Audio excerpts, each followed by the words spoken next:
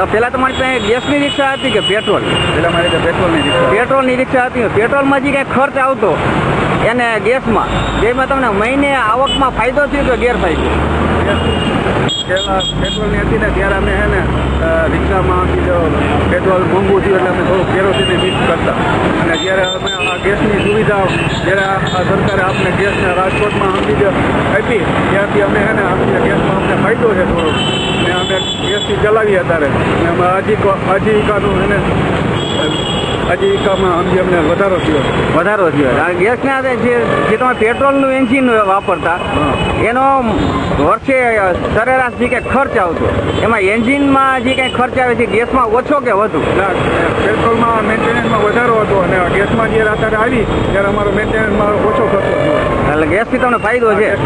Gas તમને gas મળી જ રહે છે? હા, ગેસ મળી. ના ભાઈ, શું હવે હેરાનગતિ કેટલી થાય છે અને પૈસા છૂટા કોઈ દેતું જ નથી. બોલો બેંક પર 2 રૂપિયા 2 રૂપિયા 5 રૂપિયા દિવસ ખાવાનું કેટલા એક જણા પાસેથી રૂપિયો 2 રૂપિયા ખાઈ જાય. એટલે ગેસ તમે ગેસ પુરાવા જાઓ એટલે તમે તરત ગેસ મળતો નથી.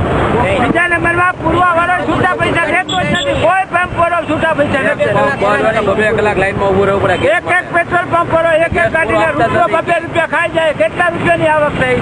સરકારે હું પૈસા એને છૂટા નથી દેતી. અને તમને ગેસમાં ફાયદો હતો કે પેટ્રોલમાં? ગેસમાં ફાયદો શું તમને? બાઇકનું આ બધી 3 કલાકે વારો આવે. ગેસમાં નુકસાની ખોટી જાય. નુકસાની હું વારો આવે. તમારું કહેવાનું છે? આમાં ગેસમાં અમને ફાયદો છે પણ ટૂંકમાં અમારે 3-4 કલાક લાઈનમાં ઊભું રહેવું પડે. બરોબર? એટલે સ્કૂલ બદલીમાં હાલતા હોય એટલે અમારે રાતે પુરાવા જવું પડે.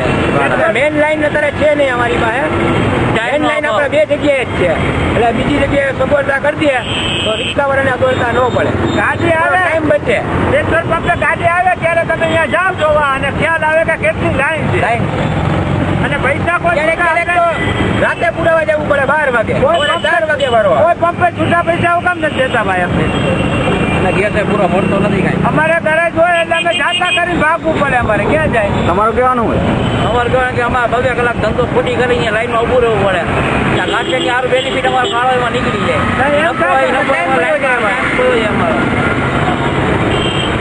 ત્યારે અમને એમ કહે કે આ પેટ્રોલને ઘાટે જ ઘાટ આવે એમ બોલે.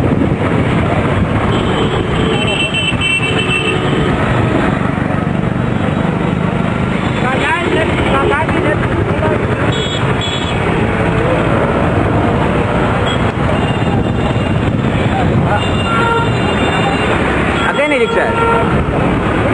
વાહ, એ ભાઈને બોલાવો છો.